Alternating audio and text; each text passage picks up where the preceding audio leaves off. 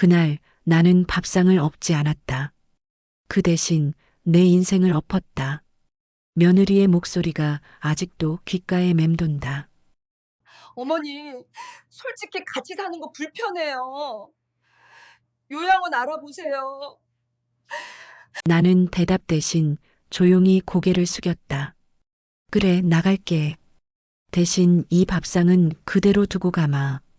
그 밥상 위엔 나를 견뎌온 세월이 있었다. 당신의 한 번의 클릭이 누군가의 오래된 상처를 위로합니다. 구독과 좋아요로 황혼의 다락방의 다음 이야기에 함께 해주세요. 그날 며느리는 나를 쫓아냈습니다. 요양원이나 가라는 말 한마디로. 여러분 어떻게 하시겠습니까? 제 이야기 시작합니다. 그 집의 현관문이 닫힐 때마다 나는 내 존재도 조금씩 닫혀가는 기분이었다.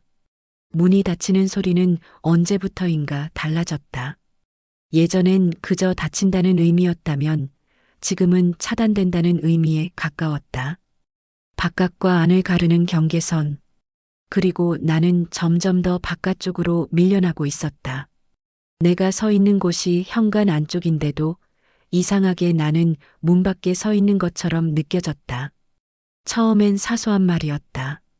어머니, 방 좀 환기시키세요. 그 말을 처음 들었을 때 나는 고개를 끄덕였다. 그래, 나이 들면 냄새에 둔감해지는 법이지. 창문을 열어두는 걸 깜빡할 수도 있고, 며느리의 배려라고 생각했다. 아니, 그렇게 생각하고 싶었다. 어머니, 냉장고에 반찬 너무 많아요. 이 말도 처음엔 그냥 지나쳤다. 냉장고가 작으니까, 공간이 부족하니까. 나는 반찬을 덜 담았다. 김치통 크기도 줄였다. 된장찌개도 작은 냄비에 끓였다. 그런데 그 다음엔 또 다른 말이 왔다. 어머니, 요즘 식사 시간이 너무 불규칙하세요. 어머니, TV 소리가 너무 크세요. 어머니, 현관에 신발 좀 정리해 주세요. 그 말들이 쌓이고 쌓여 마침내 하나의 완성된 문장이 되었다. 어머니, 이제 같이 사는 게 불편해요. 그 말을 들었을 때 나는 웃었다. 웃을 수밖에 없었다. 웃지 않으면 무너질 것 같았으니까. 그래, 불편하지. 나도 그래. 나도 불편했다. 정말이었다. 내 방에서조차 맘 편히 기침 한 번 못하는 게 불편했다. 냉장고 문을 열 때마다 눈치를 보는 게 불편했다. 거실 소파에 앉아 있으면 방해가 될까봐 얼른 일어서는 게 불편했다. 밤에 화장실 가는 발걸음 소리까지 조심해야 하는 게 불편했다. 하지만 그 말의 끝은 같지 않았다. 그녀가 말하는 불편함과 내가 느끼는 불편함은 출발점이 달랐다. 그녀의 불편함에는 해결책이 있었다. 그 해결책은 바로 나였다. 나만 없으면 되는 것이었다. 하지만 내 불편함에는 해결책이 없었다. 갈 곳이 없었으니까. 이곳이 유일한 집이었으니까. 그녀의 눈빛엔 나가라는 말이 숨어 있었다. 입 밖으로 내지는 않았지만 그 말은 공기 중에 떠다녔다. 식탁 위를 맴돌았고 거실을 가로질렀고 복도를 따라 내 방문 앞까지 왔다. 나는 그 말을 듣지 않으려고 귀를 막았지만 그 말은 눈으로 들어왔다. 그녀가 나를 볼 때마다 그 눈빛이 말했다.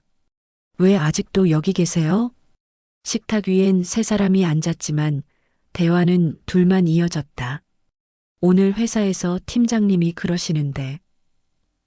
응, 그래서 다음 주 토요일에 회식이래. 토요일? 주말에? 어쩔 수 없대. 중요한 회의래. 나는 국을 떠먹었다. 반찬을 집었다. 밥을 씹었다. 그러는 동안 그들의 대화는 계속 흘러갔다. 나는 같은 식탁에 앉아 있었지만 다른 시간대를 살고 있는 것 같았다. 그들은 2025년을 살았고 나는 아직 어딘가 과거에 머물러 있었다. 아들이 어렸을 때 내가 밥을 차려주고 도시락을 싸주던 그 시간에 나는 이제 이 집의 식구가 아니라 그저 잠시 머무는 사람이었다. 손님보다 못한 존재. 손님에게는 예의를 갖추지만 나에게는 그마저도 없었다.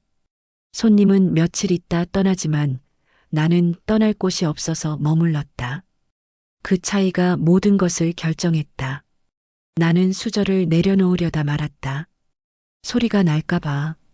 그 작은 딸그랑 소리조차 이들의 대화를 방해할까봐. 아들은 말없이 숟가락을 내려놓았다. 그 순간 나는 알았다. 아들도 알고 있다는 것을. 이 식탁의 균열을, 이 집의 온도를, 어머니의 침묵을 다 알고 있다는 것을. 그런데도 그는 모른 척했다.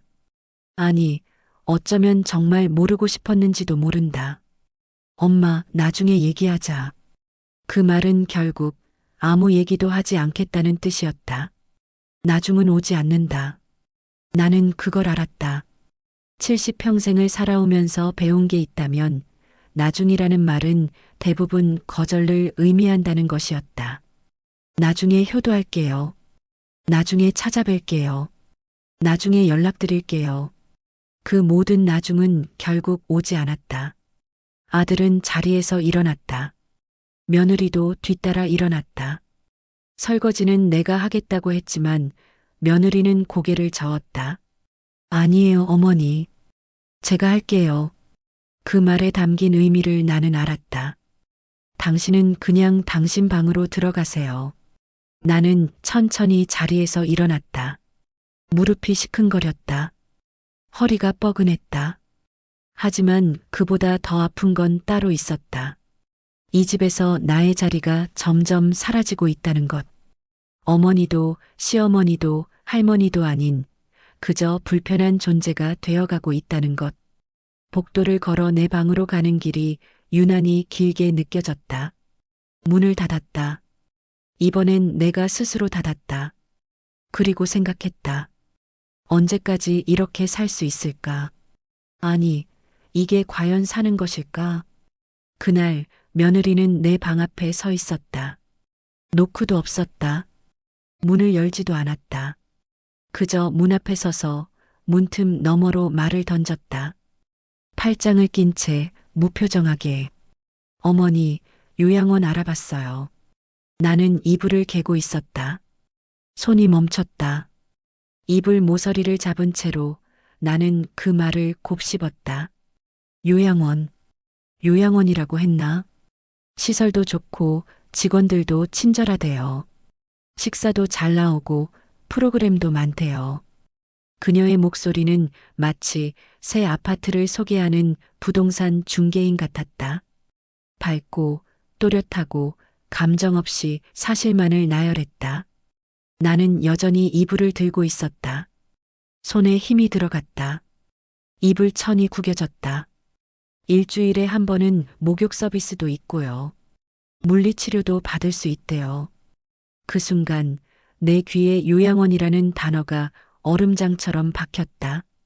차갑고 날카롭고 녹지 않는 얼음. 내 고막을 뚫고 들어와 뇌까지 얼려버리는 것 같았다. 요양원. 그곳은 갈 곳 없는 늙은이들이 가는 곳이었다. 가족이 없는 사람들. 아니, 가족에게 버림받은 사람들. 나는 아들이 있는데, 손자도 있는데, 어머니, 듣고 계세요? 며느리의 목소리가 조금 날카로워졌다. 대답하지 않는 것이 그녀를 짜증나게 만든 것 같았다. 나는 천천히 고개를 들었다. 문틈 너머로 그녀의 얼굴이 보였다. 화장을 한 얼굴, 깔끔하게 빗은 머리, 단정한 옷차림, 출근 준비를 마친 모습이었다. 그리고 그 얼굴에는 미안함도 망설임도 없었다. 나는 묻지 않았다. 왜 내가 거기로 가야 하는지. 물어봤자 돌아올 대답을 이미 알고 있었으니까. 같이 살기 힘들어서요. 공간이 부족해서요. 어머니 건강을 위해서요. 그럴듯한 이유들로 포장된 결국엔 하나의 진실. 당신이 여기 있으면 불편하니까요. 대신 나는 다시 이불을 접었다. 손을 움직였다. 모서리를 맞췄다. 반듯하게 정성스럽게 내 손으로 이불을 개며 말했다. 그래, 거기도 집이지. 목소리가 떨리지 않게 조심했다. 억지로 밝은 척했다. 여긴 니네 집이고. 그 말을 하는 순간 내 입안이 쓰디쓴 것이 느껴졌다. 니네 집, 내 집이 아니라 한때는 내 집이었는데 내가 살던 집을 팔아서 아들 결혼 자금 보태주고 여기로 왔는데 그때는 우리 집이라고 했는데 이제는 니네 집이 되어버렸다.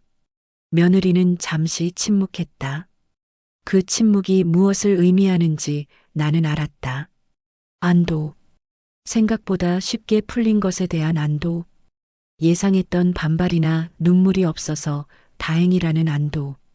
그럼 이번 주말에 한번 가보실래요? 제가 예약해 놓았거든요. 벌써 예약까지 해놨다. 내 대답도 듣기 전에 내 의견도 묻지 않고 이미 모든 게 결정되어 있었던 것이다. 나는 그저 따라가기만 하면 되는 거였다. 순한 양처럼. 좋아. 가보자. 나는 대답했다. 다른 선택지가 있는 것처럼. 내가 선택하는 것처럼. 내가 직접 방문을 닫는 동안 그녀는 벌써 돌아서서 거실로 걸어가고 있었다. 나는 문을 닫았다. 천천히 조용히. 손잡이에서 손을 떼는 순간 내 다리에 힘이 풀렸다. 벽에 기댔다. 숨을 깊이 들이쉬었다. 토해낼 것만 같은 울음을 삼켰다. 거실에서 소리가 들렸다. 스마트폰 버튼을 누르는 소리. 통화 연결음. 그리고 며느리의 목소리. 엄마 나야. 나는 벽에 기댄 채로 귀를 기울였다. 듣고 싶지 않았지만 들렸다. 응, 드디어 해결될 것 같아요. 해결. 나는 문제였고 요양원은 해결책이었다. 어머니가 생각보다 순하게 받아들이셔서 다행이에요. 처음엔 어떻게 말씀드려야 하나 고민 많이 했는데 그 말의 끝에 들린 웃음소리가 내 삶의 마지막 자존심을 스쳤다. 가볍게 웃는 소리, 짐을 덜어낸 사람의 웃음. 나는 그 웃음을 듣고 있었다. 문 하나를 사이에 두고 다음 주에 입소 가능하대요. 빠르면 월요일. 엄마, 이제 좀 편해질 것 같아요. 우리도 좀 숨통 트일 것 같고. 전화는 이어졌다. 나는 더 이상 듣고 싶지 않아서 귀를 막았다. 하지만 목소리는 벽을 타고 문을 뚫고 내 안으로 들어왔다. 아들은 어디 있을까? 출근했을까? 아니면 방에 있을까? 알고 있을까? 지금 아내가 무슨 말을 하고 있는지. 알고 있다면 왜 아무 말도 하지 않는 걸까? 나는 방 안을 돌아보았다. 작은 방, 싱글 침대 하나, 작은 옷장 하나, 화장대 하나. 내 평생이 이 작은 공간에 들어와 있었다. 젊은 날의 사진들, 남편과 찍은 흑백 사진, 아들의 돌잔치 사진, 손자의 백일 사진. 그 모든 시간들이 이 작은 방에 갇혀 있었다. 그날 밤 나는 내 손으로 쌀 한 줌을 씻어 혼자 밥을 지었다. 부엌으로 나가는 것조차 조심스러웠다. 거실에선 며느리가 TV를 보고 있었다. 나는 인사도 하지 않았다. 그녀도 나를 보지 않았다. 쌀을 씻는 물소리가 유난히 크게 들렸다. 나는 물을 조심스럽게 붓고 쌀을 부드럽게 문질렀다. 작은 밥솥에 쌀과 물을 넣었다. 한 공기면 충분했다. 예전엔 온 가족 밥을 지었는데 이제는 나 혼자 먹을 밥만. 밥솥 뚜껑을 닫고 스위치를 올렸다. 작은 불빛이 들어왔다. 취사 표시 등이 빨갛게 빛났다. 나는 부엌 한 구석에 서서 밥이 지어지기를 기다렸다. 거실에서는 드라마 소리가 들렸다. 웃음소리, 음악소리, 사람들의 대화소리. 하지만 나는 그 소리에 속하지 않았다. 나는 부엌 한 구석에서 혼자 서서 밥솥에 김이 오르기를 지켜보고 있었다. 30분쯤 지났을까? 작은 밥솥이 탁 소리를 내며 꺼졌다. 그 소리가 유난히 크게 들렸다. 탁, 끝, 완료. 그 짧은 소리 안에 모든 의미가 담겨 있었다. 밥이 다 지어졌다는 의미만이 아니라 무언가의 끝이라는 의미. 내 안에서도 무언가 하나가 꺼졌다. 희망이었을까? 기대였을까? 아니면 이 집에서의 내 자리에 대한 마지막 믿음이었을까? 무엇이든 간에 그것은 작은 밥솥의 스위치처럼 탁 하고 꺼졌다. 불빛이 꺼지듯 내 안에 무언가도 어두워졌다. 나는 밥솥 뚜껑을 열었다. 하얀 김이 피어올랐다. 밥 냄새가 났다. 혼자 먹을 밥. 혼자 지은 밥. 이제 요양원에 가면 거기서도 이렇게 혼자 먹게 되겠지. 밥을 그릇에 퍼담았다. 손이 떨렸다. 밥알 몇 개가 바닥에 떨어졌다. 나는 그것을 줍지 않았다. 그냥 두었다. 그릇을 들고 내 방으로 돌아왔다. 방문을 닫았다. 혼자 먹는 밥은 왜 이렇게 목에 걸릴까? 밥알 하나하나가 돌멩이처럼 무거웠다. 창밖은 어두웠다. 가로등 불빛만 희미하게 들어왔다. 나는 어둠 속에서 혼자 밥을 먹었다. 그리고 생각했다. 요양원에도 이런 밤이 있을까? 아니, 상관없겠지. 어차피 혼자인 건 마찬가지니까. 짐이라 해봤자 옷 몇 벌과 낡은 앨범 한 권뿐이었다. 가방을 펼쳐놓고 보니 내 인생이 이렇게 가벼운 것이었나 싶었다. 60년을 살았는데 손에 쥐고 나갈 수 있는 건 이것뿐이었다. 겨울 외투 한 벌, 여름 원피스 두 벌, 속옷 몇 장, 그리고 화장대 서랍 깊숙이 넣어뒀던 낡은 앨범. 앨범을 펼쳤다. 첫 장에는 남편과의 결혼 사진이 있었다. 25의 나. 웃고 있었다. 행복해 보였다. 그때는 몰랐다. 인생이 이렇게 될 줄은. 다음 장엔 아들의 돌사진. 통통한 뺨. 환하게 웃는 얼굴. 내가 밤새워 기른 아이. 우유를 먹이고 기저귀를 갈고 열이 나면 밤새 간호했던 아이. 그 아이가 자라서 결혼을 하고 이제는 나를 집 밖으로 내보내고 있었다. 손주 사진도 있었다. 100일 사진, 첫돌 사진, 유치원 입학식 사진, 내가 찍어준 사진들, 내가 안아주고 밥 먹여주고 재워주던 아이, 내가 키운 손주는 그 앨범 속에서만 나를 기억하겠지. 아니, 어쩌면 기억조차 하지 못할지도 모른다. 아이는 아직 어리니까. 몇 년 지나면 할머니 얼굴도 흐릿해질 것이다. 우리 예전에 할머니랑 같이 살았었어. 그랬어? 응, 근데 할머니가 어디론가 가셨어. 그렇게 나는 어디론가 간 사람이 되는 것이다. 앨범을 가방에 넣었다. 옷을 개켜 넣었다. 세면도구를 챙겼다. 가방 지퍼를 닫았다. 이게 끝이었다. 내 인생을 담는 데 가방 하나면 충분했다. 방을 둘러보았다. 화장대, 옷장, 침대.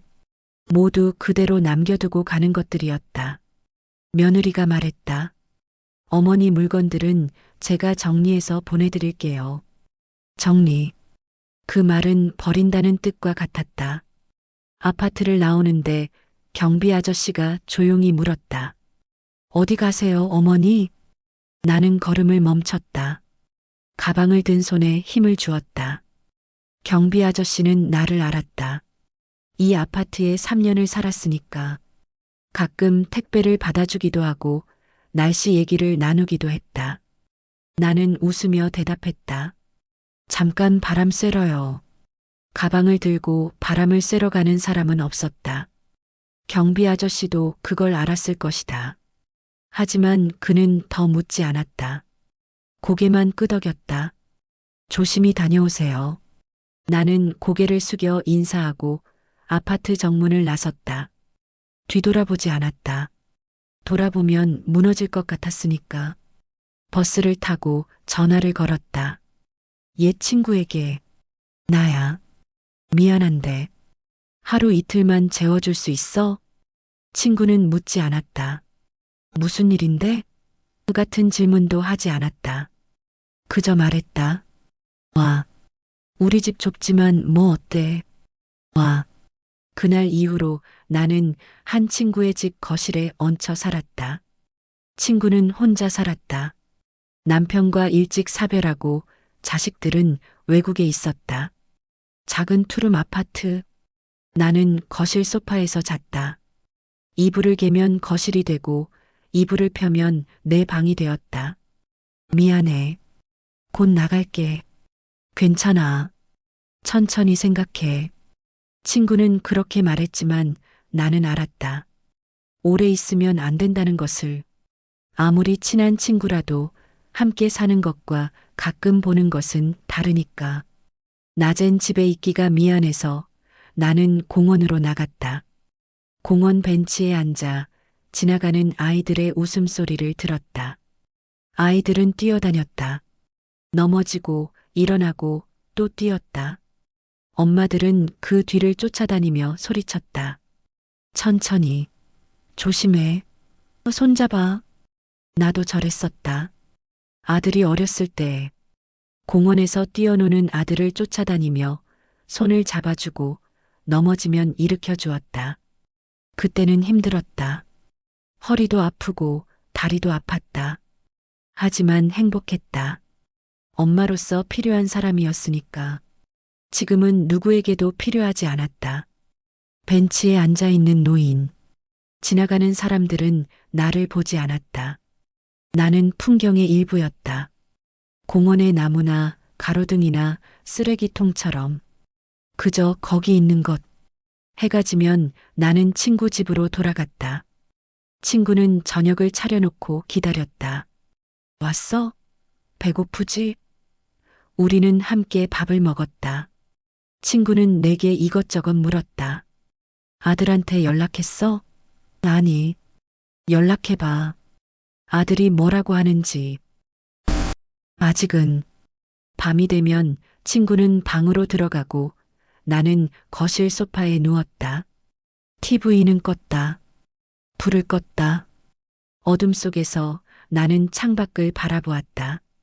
밤엔 TV 불빛이 새어나오는 창문들을 보며 저기엔 내가 있을 자리가 있었지 생각했다. 아파트 창문마다 불빛이 켜져 있었다. 어떤 창에선 TV 화면의 푸른빛이 깜빡였다. 어떤 창에선 노란 조명 아래 사람들의 그림자가 움직였다. 가족들이 모여 있는 창, 아이들이 뛰어다니는 창, 저녁을 먹는 창. 저 창문들 안에는 나처럼 쫓겨난 사람이 있을까? 아니면 모두 행복한 가족들 뿐일까? 나는 내가 살던 아파트를 생각했다. 거기서도 지금쯤 불이 켜져 있겠지. 아들과 며느리가 TV를 보고 있겠지. 손주가 장난감을 가지고 놀고 있겠지. 내가 없어도 아무 일 없는 것처럼 그들의 하루는 계속되고 있겠지. 나는 그 창문 안에 있었어야 했다. 내 자리가 있었어야 했다. 하지만 이제는 없었다. 하지만 이상하게도 분노보단 평온이 찾아왔다. 화가 나지 않았다. 억울하지도 않았다. 물론 처음엔 그랬다. 요양원 얘기가 나왔을 때, 집을 나올 때까지는 가슴이 답답하고 목이 메고 눈물이 났다. 그런데 며칠이 지나니 그 감정들이 가라앉았다. 마치 흙탕물이 가라앉아 물이 맑아지는 것처럼 내 안의 분노와 서러움이 조금씩 가라앉고 그 자리에 고요함이 찾아왔다. 참았던 시간만큼 이제는 내 안이 고요했다. 3년 동안 참았던 시간들, 눈치 보고 조심하고 작아지던 시간들, 그 시간들이 끝났다. 이제 더 이상 참지 않아도 됐다. 며느리 눈치를 볼 필요도 없고 밤에 화장실 가는 발소리를 조심할 필요도 없었다. 자유로웠다. 이상하게 들리겠지만 나는 자유로웠다. 물론 친구 집 거실 소파는 불편했다. 공원 벤치는 차가웠다. 갈 곳이 없다는 것은 두려웠다. 하지만 그럼에도 나는 숨을 쉴 수 있었다. 깊게, 천천히, 내가 원하는 만큼. 그때까진 몰랐다. 그 고요함이 곧 폭풍의 전조라는 걸. 태풍이 오기 전 바다가 고요해진다고 했다. 바람이 멈추고 파도가 잠잠해지고 새들도 울지 않는다. 사람들은 그것을 평화라고 착각한다. 하지만 그것은 평화가 아니다. 폭풍 전의 정적이다. 나는 지금 그 정적 속에 있었다. 고요한 내 마음 깊은 곳에서 무언가가 꿈틀거리고 있었다. 아직 이름 붙일 수 없는 것. 분노도 슬픔도 체념도 아닌 것. 그것이 무엇인지 알게 되는 데는 그리 오래 걸리지 않았다. 3달쯤 지났을 때 동사무소에서 낯선 전화를 받았다. 여보세요, 이순자 씨 맞으시죠? 네, 맞는데요. 오호구청 세무과입니다. 등록된 집에 체납세가 있어서 확인 전화드렸습니다. 나는 친구 집 거실 한 구석에서 전화를 받고 있었다. 체납세? 나는 집도 없는데 무슨 세금을 낸다는 건지. 죄송한데요. 저 지금 집이 없어서요. 잘못 거신 거 아닌가요? 아니요. 확인해 보니 5호 아파트 5호동 5호 소유자 이순자 씨로 되어 있습니다. 재산세 2분기분이 미납되어 있어서요. 등록된 지? 내 심장이 쿵 하고 내려앉았다. 5호 아파트. 그 아파트. 내가 쫓겨난 그 아파트. 나는 멍하니 물었다. 그 집, 제 이름으로 돼 있나요? 지금도? 네, 등기부등본상 소유자가 이순자 씨로 되어 있습니다. 혹시 명예 이전 준비 중이신가요? 직원의 대답은 단호했다. 예, 소유자 이순자 씨로 되어 있습니다. 전화를 끊었다. 손이 떨렸다. 핸드폰을 쥔 손에서 땀이 났다. 심장이 빠르게 뛰었다. 그 집이 내 명의로 남아 있었다니. 어떻게 이럴 수가. 나는 지난 3달을 남의 집 거실 소파에서 잤다. 공원 벤치에서 시간을 보냈다. 내 집이 없다고, 갈 곳이 없다고 생각했다. 그런데 그 집이, 내가 쫓겨난 그 집이 아직도 내 이름으로 되어 있었다. 순간 모든 게 떠올랐다. 3년 전 아들이 결혼할 때였다. 내 집을 팔았다. 혼자 살던 작은 빌라. 남편이 남기고 간 유일한 재산. 그 집을 팔아서 아들 결혼 자금을 보탰다. 그리고 아들 부부가 산 새 아파트. 그 아파트를 살 때 아들이 말했다. 엄마, 일단 엄마 명의로 해놓을게. 나중에 대출 정리되면 내 명의로 바꿀게. 그때 나는 아무 생각이 없었다. 아들을 믿었으니까. 내 명의든 아들 명의든 같은 집에서 사는데 무슨 상관이냐고 생각했다. 하지만 세월이 지나면서 나는 그 얘기를 잊었다. 아니, 잊은 게 아니라 중요하지 않다고 생각했다. 며느리는 줄곧 우리 집이라고 했다. 아들도 우리 집이라고 했다. 나도 그렇게 믿었다. 이건 그들의 집이고 나는 그저 얹혀 사는 사람이라고. 그런데 아니었다. 법적으로는 등기부등본상으로는 그 집은 여전히 내 집이었다. 아들이 대출을 받으며 명예 이전을 미뤘던 것이다. 아니, 미룬 게 아니라 안 한 것이다. 3년 동안. 의도적으로. 왜일까? 세금 문제? 대출 문제? 아니면 다른 이유? 나는 알 수 없었다. 하지만 한 가지는 분명했다. 그들은 나를 집에서 내보내면서도 명의는 그대로 두었다. 집주인은 나인데 나는 쫓겨났다. 나는 바로 동사무소로 향했다. 등기부등본 떼어주세요. 신분증 있으세요? 신분증을 내밀었다. 수수료를 냈다. 잠시 후 프린터에서 서류가 나왔다. 등기부등본. 나는 떨리는 손으로 그 종이를 받았다. 맨 위에 적혀 있었다. 소유자 이순자, 주소, 주민등록번호. 취득일자. 모두 내 것이었다. 나는 그 종이를 한참 들여다보았다. 글자들이 흐릿하게 보였다. 눈물이 핑 돌았다. 하지만 울지 않았다. 대신 웃었다. 이상하게도 나는 웃고 있었다. 그날 밤 나는 등기부등본을 손에 들고 며느리에게 전화를 걸었다. 손가락이 떨렸다. 번호를 누르는데 3번이나 잘못 눌렀다. 심호흡을 하고 다시 눌렀다. 신호음이 울렸다. 1번, 2번, 3번. 여보세요? 며느리의 목소리였다. 평소처럼 차가웠다. 나는 천천히 또박또박 말했다. 나야. 어머니? 놀란 것 같았다. 당연했다. 3달 만에 처음 거는 전화였으니까. 잘 지내냐? 네. 근데 무슨 일이세요? 할 말이 있어서.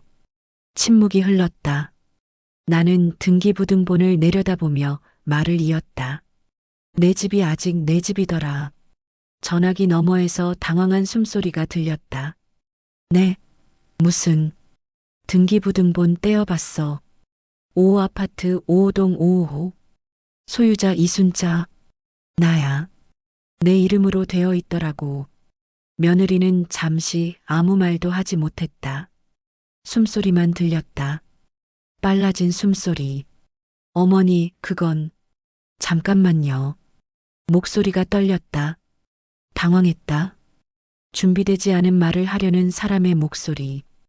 대출 문제 때문에 아직 명예 이전을 못했어요. 곧 할 거예요. 꼭 3년이 지났는데? 그게 은행에서 조건이 까다로워서요. 조금만 더 기다리시면. 나는 말을 끊었다. 기다리라고? 내가 왜 기다려야 해? 내 집인데. 어머니, 저희가 할부금 내고 있잖아요. 어머니가 낸 게 아니라 그 할부금 내 집을 담보로 받은 대출 아니야?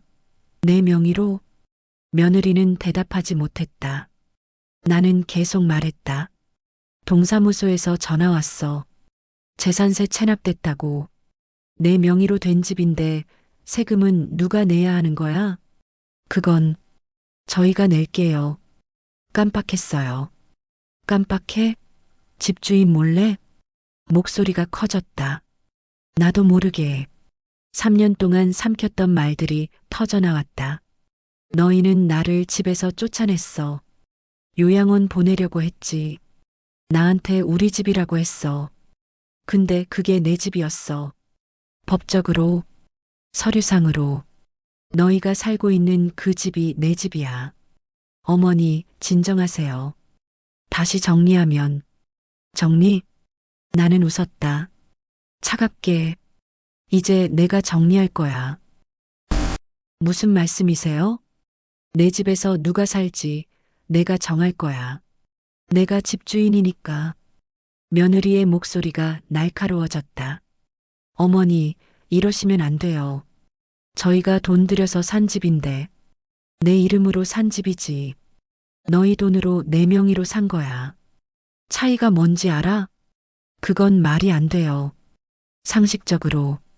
상식? 시어머니를 집에서 쫓아내는 게 상식이야? 그녀는 말을 잇지 못했다. 말 대신 침묵이 무릎을 꿇었다. 전화기 너머로 들리는 건 거친 숨소리뿐이었다. 며느리의 숨소리. 당황하고 화나고 어찌할 바를 모르는 사람의 숨소리. 오빠한테 바꿔드릴게요. 그래, 아들 바꿔봐. 잠시 후 아들의 목소리가 들렸다. 엄마. 그 한마디에 모든 게 담겨 있었다. 미안함, 난처함, 변명. 하지만 나는 더 이상 그 목소리에 무너지지 않았다. 집이 내 명이라며. 알고 있었니? 엄마, 그게 알고 있었냐고. 응, 알고 있었어. 그럼 왜 말 안 했어? 왜 나를 집에서 내보냈어? 내 집인데. 엄마, 그건 복잡한 문제야. 대출도 있고 명예 이전하려면 세금도 많이 나오고. 그래서 엄마를 속인 거야? 엄마 명의는 그대로 두고 엄마는 쫓아낸 거야? 미안해. 미안하다고 했다. 하지만 그 미안함이 무슨 소용이 있을까? 지난 3달, 나는 남의 집 거실 소파에서 잤다. 공원 벤치를 떠돌았다. 갈 곳 없는 노인이 되었다. 그 모든 시간 동안 내 집은 거기 있었는데, 다음 주 월요일까지 생각해봐. 뭘? 이 집을 어떻게 할지, 내가 들어갈지 아니면 너희가 나갈지. 엄마, 그건 월요일까지. 나는 전화를 끊었다. 손이 떨렸다. 온몸이 떨렸다. 하지만 이번엔 두려움이 아니었다. 분노도 아니었다. 힘이었다. 3달 만에 처음 느끼는 내 안에서 솟아오르는 힘이었다. 나는 등기부등본을 다시 펼쳐들었다. 소유자 이순자. 그 이름을 손가락으로 천천히 짚었다. 이게 나야. 집주인. 소유자. 나. 그리고 이제부터 모든 게 달라질 거야. 며칠 뒤 그 집 초인종이 울렸다. 나는 거실 소파에 앉아 있었다. 내 소파, 내 거실, 내 집. 월요일이 지나고 수요일 오후였다. 아들과 며느리는 결국 나가지 않았다. 대신 나를 다시 들였다. 아니, 정확히 말하면 내가 들어온 것이다. 이건 내 집이니까. 초인종 소리가 또 울렸다. 나는 일어나지 않았다. 누가 올 것 같았다. 예상했다. 하지만 서두르고 싶지 않았다. 3번째 초인종. 나는 천천히 일어났다. 복도를 걸었다. 현관으로 향했다. 인터폰 화면을 봤다. 며느리였다. 혼자 서 있었다. 손에 뭔가를 들고. 나는 심호흡을 했다. 손잡이를 잡았다. 문을 열었다. 문을 열자 며느리가 서 있었다. 처음 본 며느리의 모습이 아니었다. 평소에 그녀는 항상 단정했다. 화장을 하고 머리를 빗고 깔끔한 옷을 입었다. 하지만 오늘은 달랐다. 눈가가 부었다. 화장은 지워져 있었고 눈밑이 검붉게 부어 있었다. 울었다는 증거. 오래 많이 운 것 같았다. 머리는 대충 묶여 있었고 옷은 구겨져 있었다. 평소에 그녀답지 않게 초라했다. 두 손엔 봉투 하나가 들려 있었다. 흰색 봉투. 두툼했다. 무엇이 들었는지 알 수 있었다. 돈. 며느리는 나를 보자마자 고개를 숙였다. 어머니. 목소리가 떨렸다. 겨우 나오는 목소리. 들어올래? 나는 물었다. 차갑지도 따뜻하지도 않은 목소리로. 며느리는 고개를 저었다. 아니요. 여기서 말씀드릴게요. 그래. 나는 문 앞에 섰다. 팔짱을 끼지 않았다. 그저 그녀를 바라봤다. 며느리는 떨리는 손으로 봉투를 내밀었다. 어머니, 죄송해요. 그 말과 함께 눈물이 떨어졌다. 볼을 타고 흘러내렸다. 그때는 제가 말이 끊겼다. 울음이 터질 것 같았지만 그녀는 참았다. 입술을 깨물고 숨을 들이쉬고 다시 말했다. 제가 너무 이기적이었어요. 어머니 입장은 생각 안 하고 제 편한 것만 생각했어요. 나는 그녀의 말을 막지 않았다. 들어줄 수는 있었다. 용서할 수 있을지는 모르겠지만 처음엔 좁아서 불편했어요. 방 하나를 어머니께 드리니까 우리 공간이 없는 것 같았어요. 그런데 시간이 지나면서 그녀는 고개를 더 숙였다. 익숙해졌어요. 어머니를 불편한 사람으로 보는 게 같이 사는 가족이 아니라 방해되는 사람으로. 그렇게 생각하니까 어머니한테 하는 말들도 점점 차가워졌어요. 나는 조용히 들었다. 요양원 얘기할 때 저는 진짜로 어머니를 위한다고 생각했어요. 거기가 더 좋다고, 어머니가 더 편하실 거라고. 근데 아니었어요. 저를 위한 거였어요. 제가 편하려고. 눈물이 계속 흘렀다. 그녀는 닦지 않았다. 그냥 흘러내리게 뒀다. 어머니가 나가신 후에 집이 정말 편해질 줄 알았어요. 근데 목소리가 더 떨렸다. 아이가 물었어요. 할머니 언제 와? 매일 물었어요. 할머니가 해주던 김치찌개 먹고 싶어? 할머니가 읽어주던 책 또 읽어줘. 그때마다 대답을 못했어요. 며느리는 봉투를 다시 내밀었다. 이거라도 받아주세요. 어머니 명의로 된 집에서 우리가 산 거 잘못됐어요. 이건 월세예요. 아니, 밀린 월세예요. 적은 돈이지만 나는 봉투를 보았다. 돈. 그들이 준비한 사과의 형태. 하지만 나는 받지 않았다. 대신 조용히 말했다. 그 집에서 나가라던 내 말, 이제 이해해. 며느리가 고개를 들었다. 눈물 젖은 얼굴로 나를 봤다. 나는 계속 말했다. 사람도 집도 정이 없으면 숨이 막히지. 그 말에 며느리의 얼굴이 일그러졌다. 더 많은 눈물이 쏟아졌다. 어머니, 너도 힘들었을 거야. 갑자기 시어머니랑 살게 됐으니까. 좁은 집에서 내 생활이 불편했겠지. 하지만 그래도, 그래도 그렇게까지 하면 안 되는 거였어. 며느리는 고개를 숙였다. 나는 봉투를 가리키며 말했다. 이건 필요 없어. 월세도 필요 없고. 하지만 어머니 집인데. 집은 내 거 맞아. 근데 너희가 할부금 내고 있잖아. 그건 인정해. 며느리는 놀란 표정을 지었다. 그럼 대신 이제 내 밥상은 내가 차린다. 며느리가 나를 봤다. 무슨, 내 방은 내가 정리하고, 내 빨래는 내가 하고, 내 밥은 내가 차려. 너한테 눈치 안 보고. 이게 내가 원하는 거야. 며느리는 입술을 떨었다. 그리고 한 가지 더. 나는 그녀를 똑바로 봤다. 나를 불편한 사람으로 보지 마. 나도 이 집에 사는 사람이야. 가족이야. 손님도 아니고 짐도 아니야. 그냥 가족. 며느리의 눈에서 눈물이 또 흘렀다. 죄송해요. 정말, 정말 죄송해요. 그녀는 그 자리에서 무릎을 꿇었다. 갑자기였다. 예상하지 못했다. 그녀는 현관 앞 바닥에 그렇게 무릎을 꿇고 앉았다.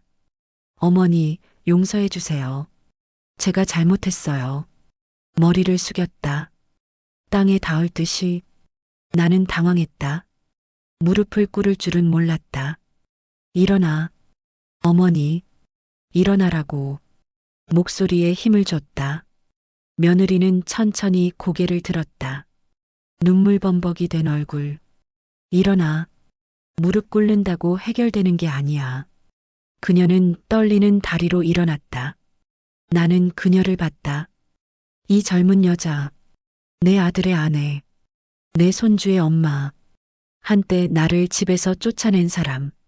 하지만 지금 내 앞에서 무너지고 있는 사람. 문틈 사이로 들어오는 햇살이 그녀의 어깨 위로 번졌다. 따뜻한 오후의 햇살. 그 빛이 그녀의 구겨진 옷깃, 젖은 뺨, 떨리는 어깨를 비쳤다. 나는 한숨을 쉬었다. 들어와. 서 있지 말고. 네. 커피라도 한잔하자. 우리 얘기 좀 해야지. 며느리는 믿을 수 없다는 표정을 지었다. 정말 괜찮으세요? 괜찮지는 않아. 근데 계속 이렇게 있을 수는 없잖아. 나는 뒤로 물러서며 문을 더 열었다. 들어와. 며느리는 조심스럽게 집 안으로 들어왔다. 현관에서 신발을 벗으며 또 한 번 말했다. 죄송해요, 어머니. 알았어. 그만 사과해. 이제 앞으로 어떻게 할지 얘기하자. 우리는 거실로 갔다. 나는 그녀에게 소파에 앉으라고 했다. 부엌으로 가서 커피를 탔다. 2잔. 내 것과 그녀의 것. 컵을 들고 거실로 돌아왔다. 며느리는 소파 끝에 조심스럽게 앉아 있었다. 마치 손님처럼 편하게 앉아 커피를 건넸다. 그녀는 두 손으로 받았다. 나는 맞은편에 앉았다. 마셔. 우리는 커피를 마셨다. 침묵이 흘렀다. 하지만 불편한 침묵은 아니었다. 그저 생각을 정리하는 시간. 며느리가 먼저 입을 열었다. 어머니, 앞으로 어떻게 하면 될까요? 글쎄, 나는 커피 잔을 내려놓았다. 일단 서로 존중하는 거. 나도 너를, 너도 나를. 네. 그리고 솔직하게 얘기하는 거. 불편하면 불편하다고. 화나면 화났다고. 며느리가 고개를 끄덕였다. 네, 그렇게 할게요. 시간이 필요해. 너도 나도. 당장 다 풀리지는 않을 거야. 알아요. 나는 창밖을 봤다. 햇살이 들어오고 있었다. 근데 시도는 해볼 수 있잖아. 다시 며느리의 눈에 또 눈물이 고였다. 하지만 이번엔 다른 눈물이었다. 감사합니다, 어머니. 나는 문을 완전히 닫지 않았다. 아니, 닫을 수가 없었다. 며느리가 들어왔으니까. 거실에 앉아 있으니까. 우리 사이에 대화가 오가고 있으니까. 왜인지 이번엔 닫을 필요가 없었다. 문은 열려 있어야 했다. 소통이 들어오고 이해가 들어오고 용서가 들어올 수 있도록. 나는 며느리를 봤다. 그녀도 나를 봤다. 이제 이 집은 내 이름으로 지켜낼 테니까. 그리고 이 이름으로 새로운 시작을 만들어 갈 테니까. 문은 열어둘 것이다. 하지만 이번엔 내가 문을 여는 사람이다. 내가 결정하는 사람이다. 이 집의 주인으로.